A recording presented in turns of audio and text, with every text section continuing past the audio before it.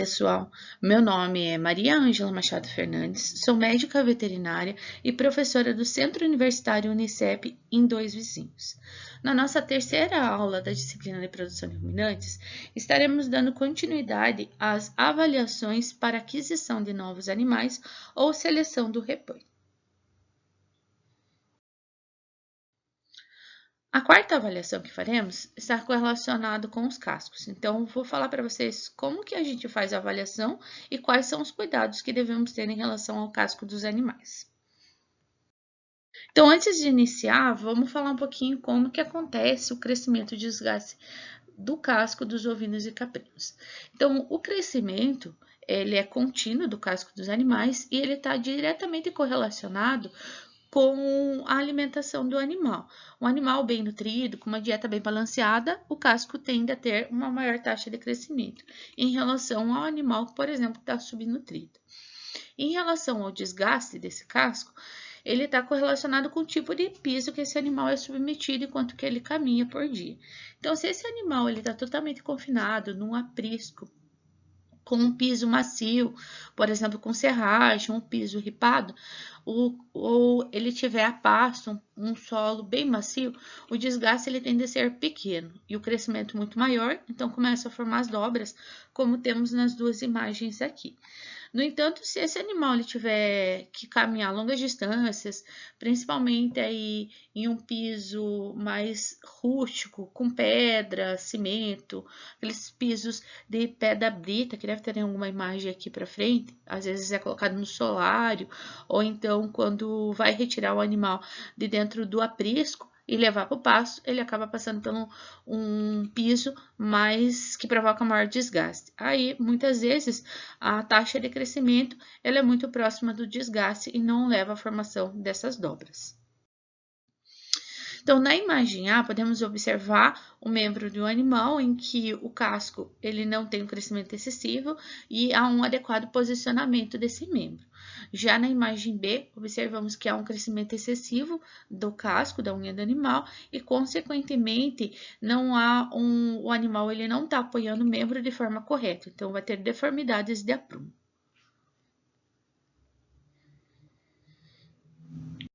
Imagem também podemos observar o crescimento exagerado e irregular do casco. Na imagem da esquerda, podemos observar que um dos cascos, né, uma das unhas, o crescimento ele foi maior do que dessa outra unha aqui, o que acabou provocando uma deformidade no casco desse animal. Nessa imagem aqui, observamos que há também um crescimento exagerado da unha desse animal, né? Então, ele está com o posicionamento incorreto dos membros. Então, vamos falar um pouquinho quais são as regiões do casco. Né? Então, aqui nós temos nessa imagem o casco ou estojo córneo, e na parte superior podemos observar o córeo laminar, que é o tecido. Na parte superior, nós temos a coroa ou a banda coronária, que é a área de crescimento do casco. Então, muitas vezes, quando a gente tem lesão somente no estojo ou no córeo laminar, que ele não afeta a área de crescimento do casco, esse casco ele pode se regenerar. Mas quando há uma lesão, por exemplo, o animal ele sofre um traumatismo, uma míase, e ela afetar essa região aqui, próxima à borda coronária, onde há o crescimento do casco, esse animal ele vai acabar perdendo o casco porque ele não vai regenerar. Então, na face lateral do casco, nós temos na parte inferior a sola do casco e na parte aqui mais caudal nós temos o talão. Então, a sola na parte inferior, na parte posterior mais caudal o talão, na parte cranial nós temos a parede do casco e aqui nessa área de transição entre a pele e o casco nós temos a coroa ou a borda coronária. Na parte inferior do casco, que é a que fica em contato com o solo, que é onde vai acontecer o desgaste do casco. Então, nós temos o espaço interdigital, que ele fica entre as duas unhas, né? Porque é um animal biungulado. Aí, na parte lateral, onde nós temos a parede do casco, na parte inferior, nós temos a linha branca, a pinça E na parte interna, entre os dois cascos, nós temos a muralha axial. E na parte externa, lateral, nós temos a muralha abaxial. Aí a sola e o talão.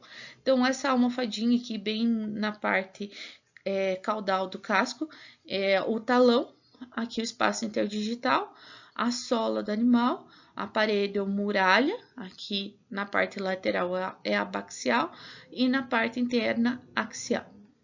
E a parte aqui da frente do casco, mais cranial, que são as pinças. Então, como que a gente vai fazer a avaliação desse casco? Com que frequência? Então, nós vemos que frequência que a gente vai avaliar e fazer o corte do casco. Sempre que você fazer a aquisição de novos animais, deve estar fazendo a avaliação desses cascos, não somente se ele precisa ser feito o corte do casco, mas principalmente se há uma deformidade nesse casco que não é possível fazer a correção e também se essa deformidade do casco levou a alguma deformidade no aprumo do animal.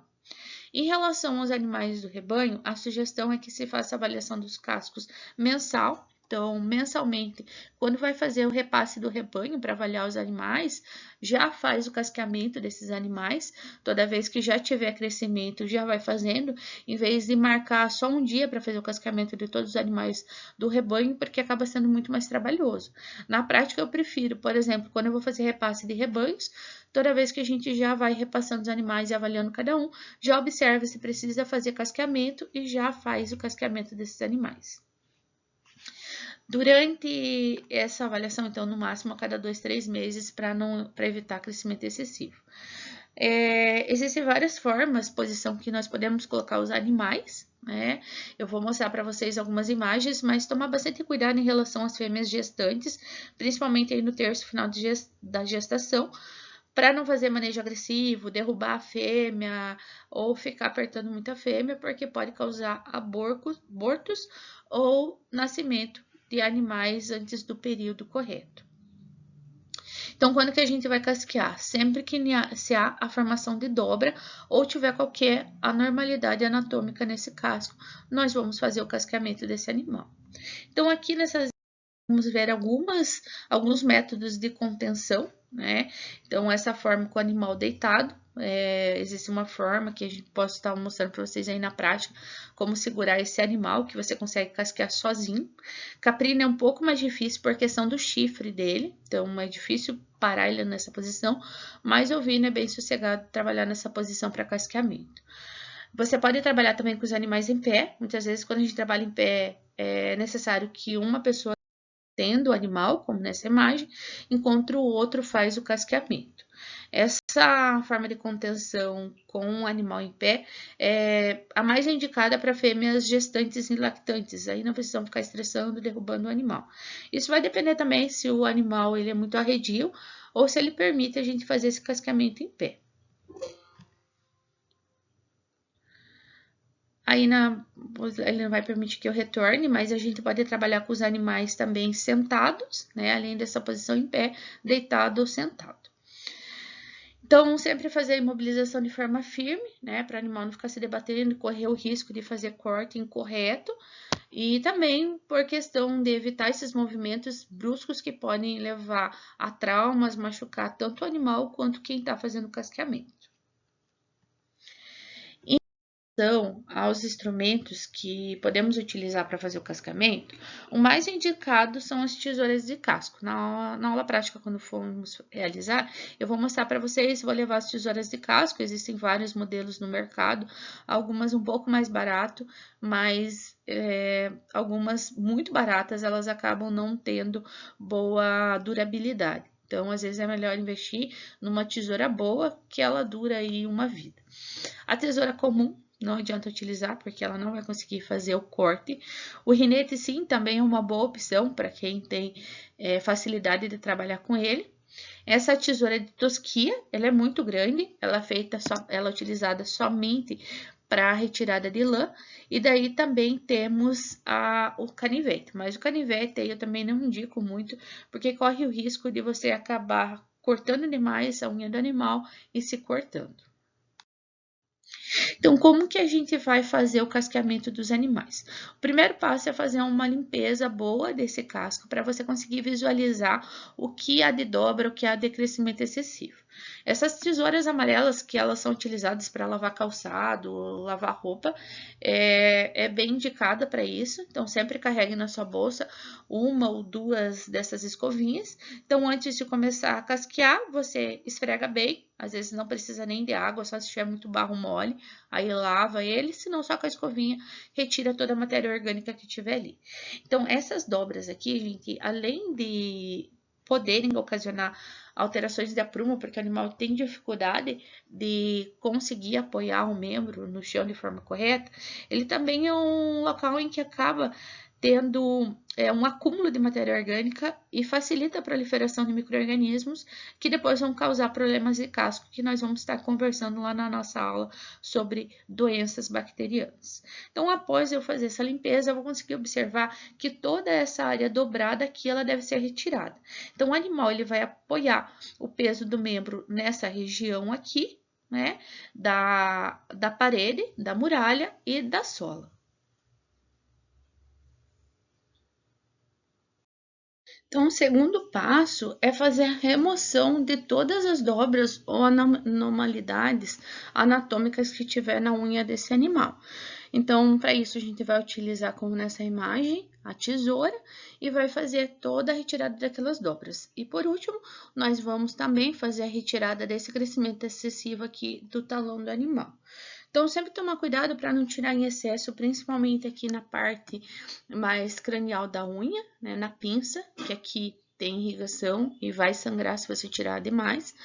E sempre acompanhando. Quando começar a aparecer a linha branca de crescimento, aí é hora de parar, senão vai sangrar mesmo. E se esse casco ele tiver muito deformado, você não vai conseguir fazer a correção desse casco em apenas um casqueamento.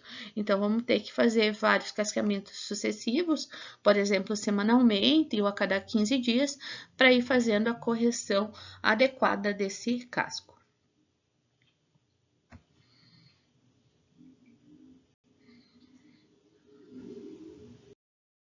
Cuidado importante com o casco é o pé dilúvio, né? Que é uma banheira em que nós vamos colocar o casco do animal de molho em contato com um produto que vai ser útil tanto para prevenção, que pode ser utilizada na rotina do manejo, quanto para tratamento de fute-rute, que é a podridão do casco, que são as doenças que afetam o casco do animal aí.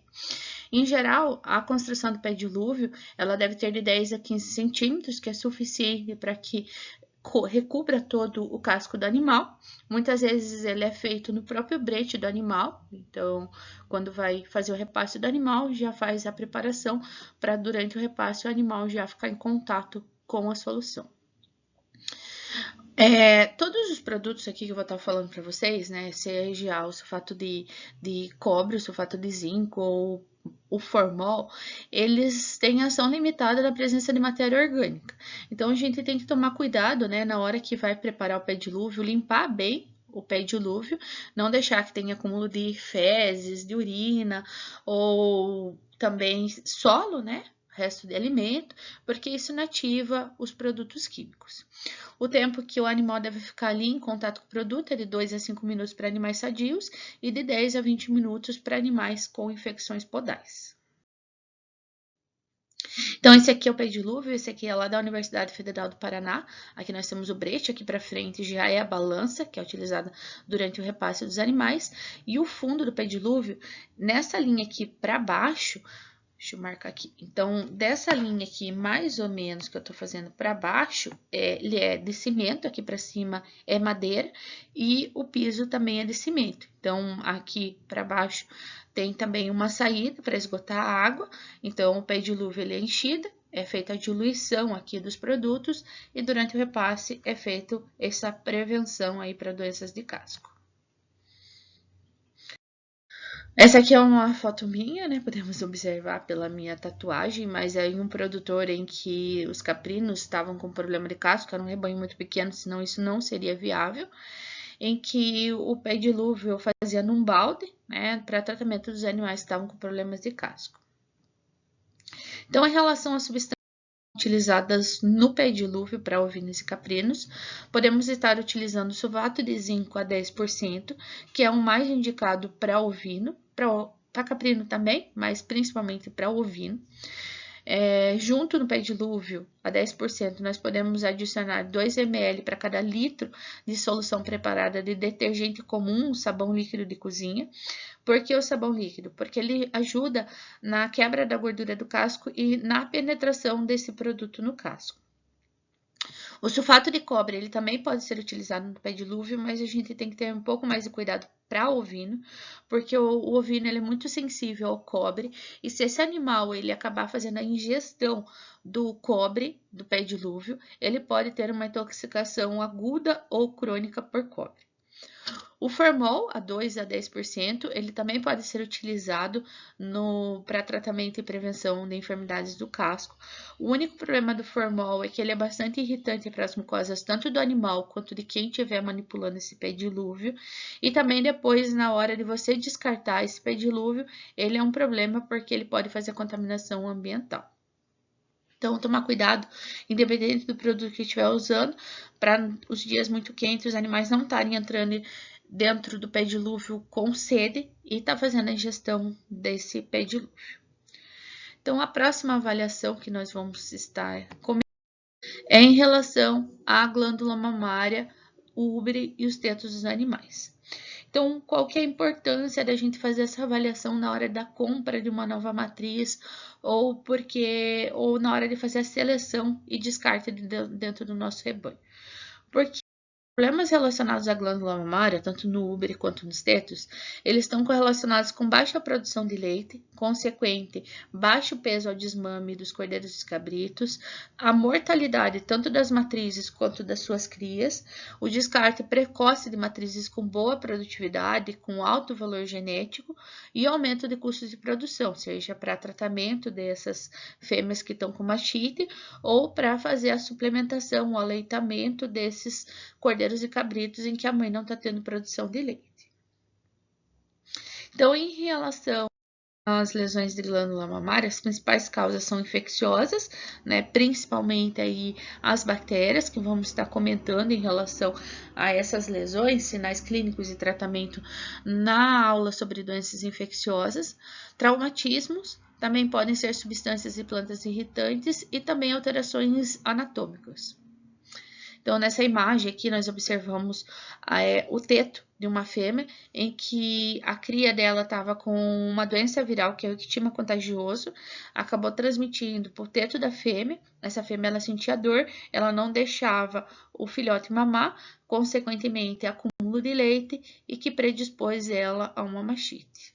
Aqui, essa fêmea com tetos bífidos, com 2 tetos unidos anatomicamente, também a cria tinha dificuldade de se alimentar e, consequentemente, acúmulo de leite dentro da glândula mamária e mastite. Então, como que a gente vai fazer a avaliação e inspeção desses animais?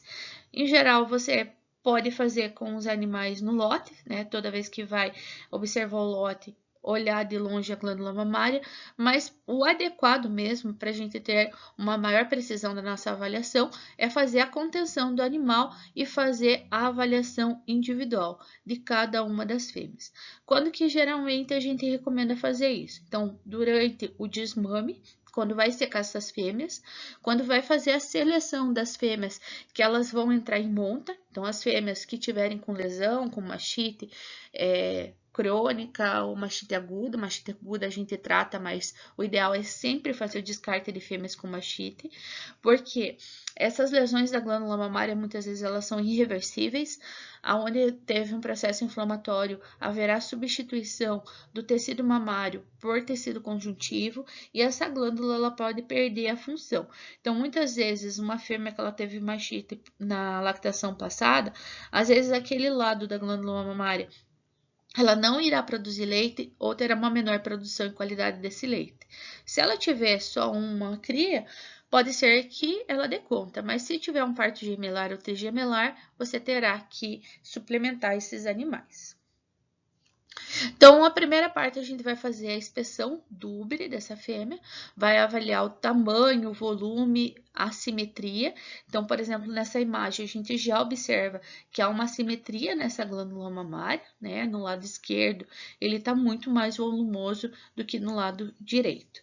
Então, vamos observar se essa glândula mamária ela tem pendulosidade, né? Ou se há um adequado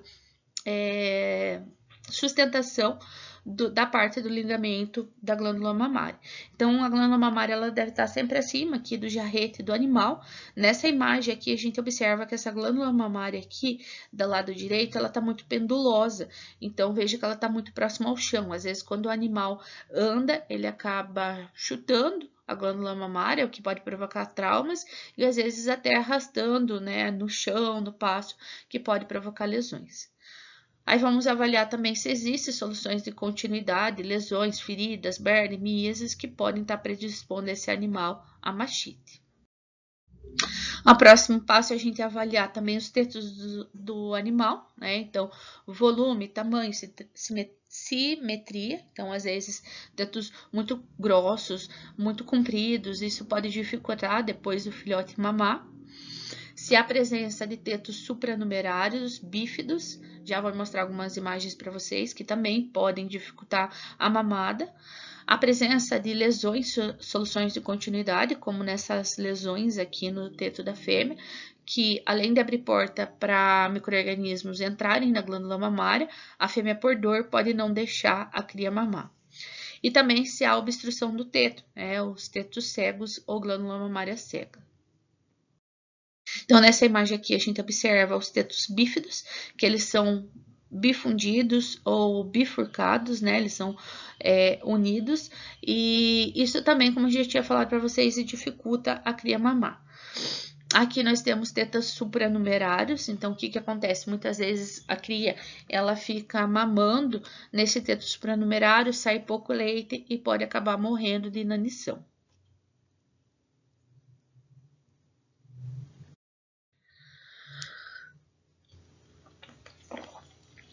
Então, na hora que vocês forem fazer a palpação ali do úbere, da glândula mamária como um todo, né? Também fazer a avaliação da consistência para ver se esse úbere ele tá mais rígido. Se tem, por exemplo, a presença de nódulos, de abscessos, aumento de linfonodo, como que está a temperatura dessa glândula mamária, se o animal sente dor, sensibilidade, está muito rígido, está muito repleto essa glândula mamária.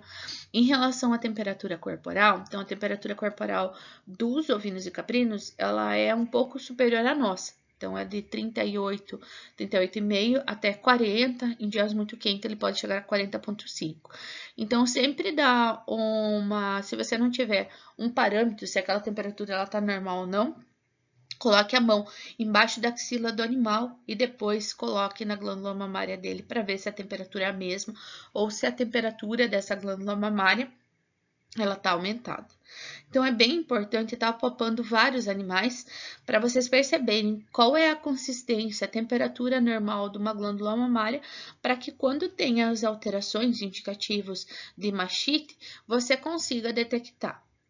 Então, as principais alterações que a gente observa ali são alterações de consistência, então aquela glândula que ela deveria ser normal, macia, você vai sentir uma glândula muito mais rígida, a presença de nódulos de abscesso que pode ou não estar vir junto com a alteração de consistência da glândula mamária. Então, aqui podemos observar, né, que já é uma fêmea que ela estava seca, a presença de abscessos dentro da glândula mamária. Isso normalmente acontece porque numa lactação passada ela teve uma mastite, que ela não foi tratada adequadamente. E aqui a gente observa uma glândula mamária que ela tem sinais de inflamação aguda, né? Que é o rubor, essa vermelhidão da glândula mamária, o aumento de volume, que ela tá edemaciada essa glândula mamária, ela tá com hipertermia, que é aumento da temperatura, e sensibilidade. Então, o animal vai sentir dor quando você for apalpar essa glândula. Claro que você não vai apalpar com força, porque qualquer fêmea durante a lactação, ela vai ter uma certa sensibilidade, mas durante a mastite, devido ao processo inflamatório edema, a sensibilidade é maior na glândula mamária. E muitas vezes ela se torna funcional, né? Durante esse período tem baixa produção, ausência de produção de leite, ou às vezes só sai uma secreção aí sanguinolenta. Então, aqui a gente observa a glândula mamária de duas fêmeas, né? Então, a gente tem uma fêmea nulípara aqui no lado esquerdo, que ela nunca pariu, mas a gente observa que ela tem os 2 tetos e não tem tetos supranumerários. E aqui já uma ovelha, que ela deveria estar seca, mas no nosso lado direito, que seria o lado esquerdo dela, você observa que a fêmea, ela tem uma mastite.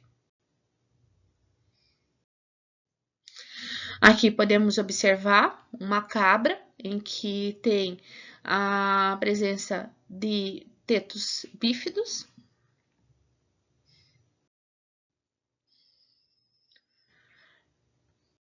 Nessa imagem podemos observar uma fêmea que ela tem alteração no ligamento da glândula mamária, uma glândula mamária muito pendulosa, né, e que ela está arrastando o chão, como eu falei para vocês, que pode predispor a lesões e traumas. A última avaliação que a gente vai estar fazendo nos animais é em relação à avaliação do aprumo do animal. A gente está avaliando o aprumo do animal. Então, o aprumo, gente, ele reflete diretamente na capacidade do animal, do ovino, do caprino, dele suportar o seu corpo e de se locomover de forma adequada. Se for um macho, então ele vai ter que sustentar o peso nos membros posteriores na hora de fazer a monta da fêmea. E se for uma fêmea, né, então o peso dela muda muito durante o ciclo. Por exemplo, numa gestação, que o peso dela vai aumentar, os membros eles devem ser fortes e estar na direção correta, além de ser bem vigoroso, forte, deve ser bem perpendicular ao chão para que ela consiga sustentar de forma adequada. Então, o que a gente vai estar avaliando aqui? A gente vai avaliar a direção geral dos membros em relação a linhas definidas verticais, porque os membros eles devem ser perpendiculares ao chão e paralelos entre si. Então, como eu falei para vocês, essa formação, né, esse posicionamento, ele é essencial para a reprodução do animal. Ele deve ser utilizado como critério para fazer descarte de animal, principalmente em reprodutores e matrizes, porque muito desses defeitos de aprumo, eles são genéticos, então eles vão ser transmitidos para os descendentes. Tá? E também podem interferir na parte reprodutiva dos animais. Pode ser problemas adquiridos, então, por exemplo, como a gente estava falando lá, o crescimento excessivo de casco e as deformidades de casco, eles podem levar a deformidades nos membros do animal, nos aprumos. Muitas vezes ele ocorre quando ele tem muita consanguinidade no rebanho, então existem vários trabalhos mostrando que a consanguinidade, que é o cruzamento entre animais aparentados, ele aumenta a chance da ocorrência desses defeitos de aprumo.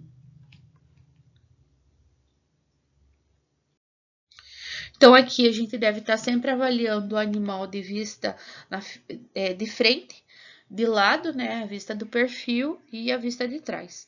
Então, o correto, então, é que os membros eles sejam perpendiculares ao chão e paralelos, né? Então, aqui, tanto na imagem de cima como da imagem de baixo, a gente traça uma linha, a gente observa que o membro, tanto na vista frontal quanto lateral, o membro, ele tá paralelo, né, ao solo. Então, aqui a gente vê membro aberto, um membro fechado, arqueado, o cambaio, que é o joelho é fechado. Aqui o ajoelhado, o transcurvo ou joelho de carneiro, o acampado e sobre si ou debruçado, que o membro é posicionado para trás. Na vista de trás, né, olhando o animal de trás, então também a gente vai observar os dois membros, eles devem ser perpendiculares e paralelos ao chão, então como nessa imagem aqui. Então não devem ser abertos nem fechados, aqui o cambaio, né, o joelho e o zambro. Então, às vezes, esse animalzinho aqui, ele nasceu, né, já com problemas de aprumos, mas como a gente estava falando também, às vezes, defeito aqui, um animal que está com uma mias, uma deformidade de casco, e ele não vai pisar de forma correta, isso pode levar a esses problemas de aprumo. Outra avaliação bem importante aqui é a gente fazer a avaliação também na mandíbula do animal, né? Então, por exemplo, os animais prognatas, que eles têm a mandíbula que ela está projetada para frente, isso pode prejudicar a mordida do animal. E os animais que eles são retrognatas, que a mandíbula é ao contrário, ó, ela é projetada para trás, retraída, também vai interferir na mordedura e na ingestão de alimento. E esse tipo de defeito, ele é genético. Então, a mãe, se ela for prognata ou retrognata, e o reprodutor também, ele vai transmitindo essa característica para o rebanho, para os demais, para as crias dele. Então, ele deve ser descartado, não deve ser utilizado como reprodutor em matriz. E aqui também os defeitos de coluna, né? Então, a gente vai avaliar a linha dorso-lombar do animal. Então, aqui a gente tem um animal com cifose, com lordose e aqui um desvio de coluna, que é escoliose. Então, por exemplo, se for um reprodutor, ele vai sentir muita dor, não vai conseguir efetuar a monta, e a fêmea, principalmente nas fases que ela estiver mais pesada aí durante a gestação, ela vai sentir muita dor, vai ter dificuldade ou desconforto na hora de se locomover, fazer a ingestão de alimento, isso pode comprometer tanto a saúde da fêmea quanto de suas crias. Então, era até aqui a nossa terceira aula sobre a avaliação dos animais, e na nossa próxima aula vamos começar a falar um pouco sobre manejo sanitário dos animais.